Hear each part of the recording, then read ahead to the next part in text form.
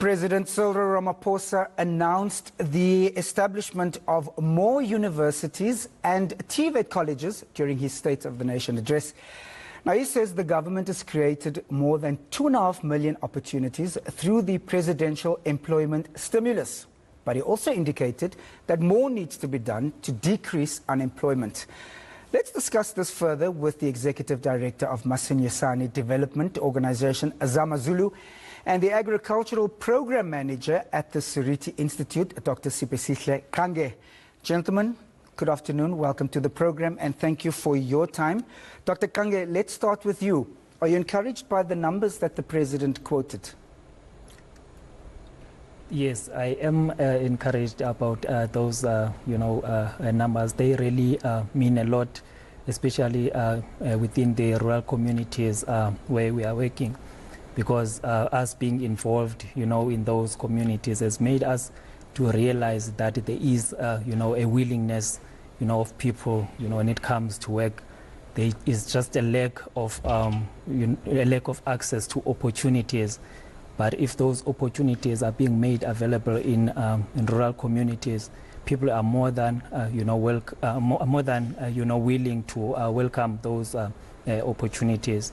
We've been implementing the social employment program for the past 4 years, and we have seen that. But the problem has always been around sustainability, because most of the time these opportunities are usually short term, so that threatens and also weakens the long term impact of this program.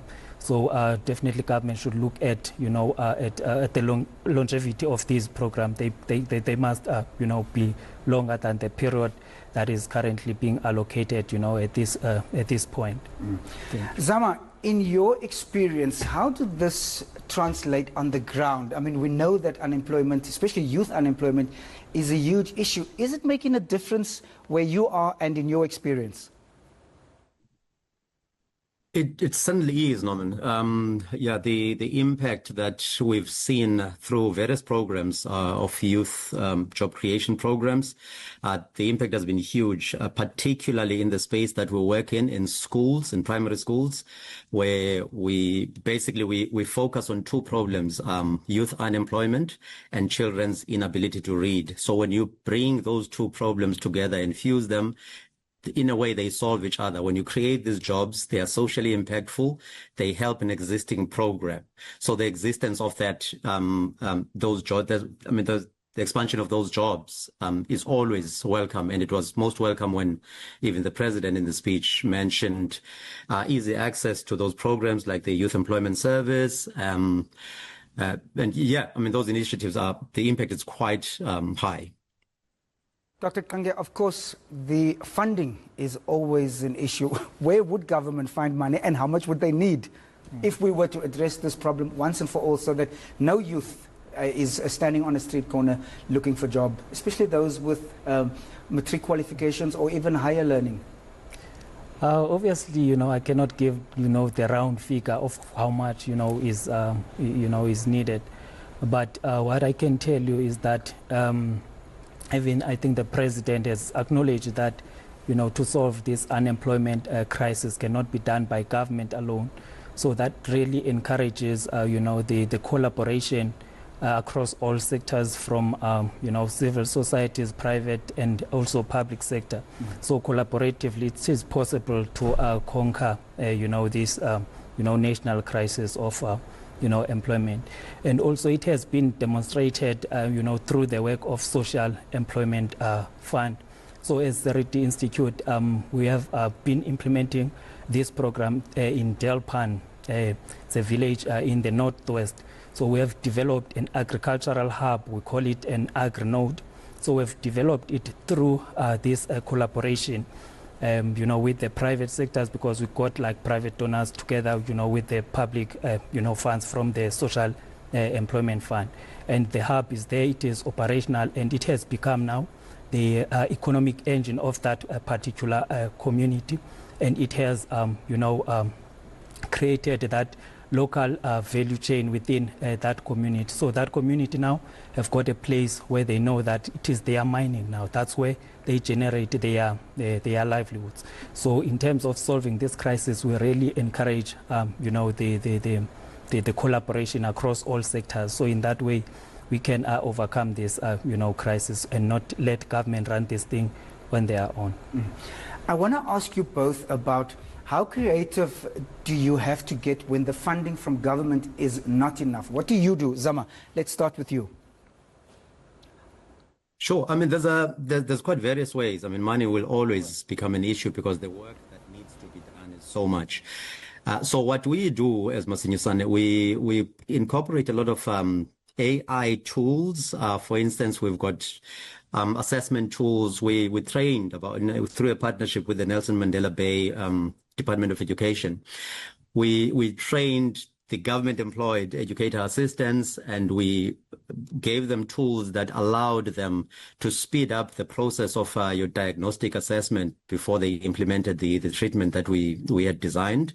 So the use of those kinds of tools and making sure that because part of the program was having them supervised. So if you want to scale this across the nation, which would be the ultimate goal, you would need those tools because you can't have supervisors or mentors, as we call them, visit all of those areas. So when we have data collection tools, everything is digital. So the youth that are running the programs, they implement using these tools, and immediately we receive the data from the office. And through that, in a period of 6 weeks, when we implemented one of our programs, Zazi iZandi, which is letter sound knowledge, we managed to collect a massive amount of data to an extent that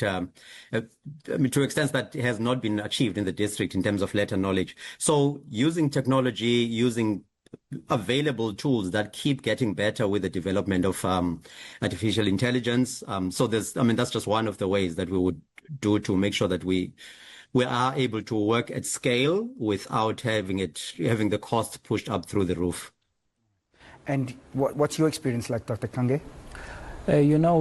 What we do, I will just also echo what Zama has mentioned in terms of being innovative, because obviously the fundings will only, like you have mentioned earlier, that there's always not going to be enough funding. So we need to use the little that we have very efficiently. So it is very, very important to be innovative, in that process. I do want to also mention that we have also created, systems which helps us to sort of gather information in a very efficient way without having to travel all around collecting, data. It's all about innovation. And also the collaboration that I've mentioned earlier on, the hub that I mentioned, in Delpan. It's very huge. Obviously, there are a lot of role players that came, into play to make it possible. Same applies to Standard In. We have the same model, and private donors like Astral, the poster producer, they have come into play to make sure that the work, still continues despite, the limited funding from the government. But also, people from the communities are benefiting, and also the impact is realized. It cannot be stopped by the, by the fact that there is limited funding. Yet we have got a lot of role players within, the economy. So I think in that way, then we can meet each other halfway with government, private donors, and also, other philanthropy organizations to make sure that we still, achieve the very same, impact that we're looking at, achieving despite the limited, income. Okay. Zama, I do want to give you the last word before we conclude. This figure of 81% of grade 4 learners that still cannot read for understanding, it's been around for a while. Has that not improved yet? Look, it would depend on the areas. Personally, I believe that if we were to zoom into various districts where certain programs are running, we would see, quite a disparity with the local number versus the national number. So there is definitely improvement, and I must say the inclusion of those educator assistants played a huge role in that as well. Because as much as you have that national number, that's flaunted, you'll basically find that in a lot of areas we've been able to manage it. So it would actually be great to zoom into some of them and dissect those numbers. But the issue is still there because some of the challenges are just not going away. The classes are still overcrowded. There's still multi-grade learning in a lot of particularly the rural schools. So the answer is a yes and a no. Because, some of the areas have not been touched. Some of the areas are hard to reach. There's limitations because of the funding, and it becomes then very helpful when you are able to scale across bigger areas, when you don't really have to worry about too much about the stipends. Because when the educator assistant program stops, we then find funds and find ways of paying local youth through different sorts of funding. So those fundings are still there. And when the EA program is also there, it just allows us to scale even further. And, the longer we have that program, which has been so successful both for the children and for the youth, because, it gives them working experience. And we've seen, I've got a lot of stories of them moving from that space into corporate positions that would be very helpful.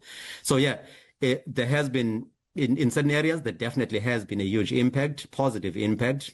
And yeah, it's through all of the programs that were mentioned that I'm hoping are really going to stay.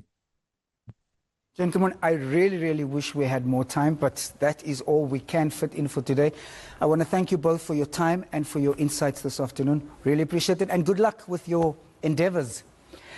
That was Zama Zulu from the Masinyusane Development Organization and Dr. Sipesihle Kange from the Seriti Institute. More news in a moment.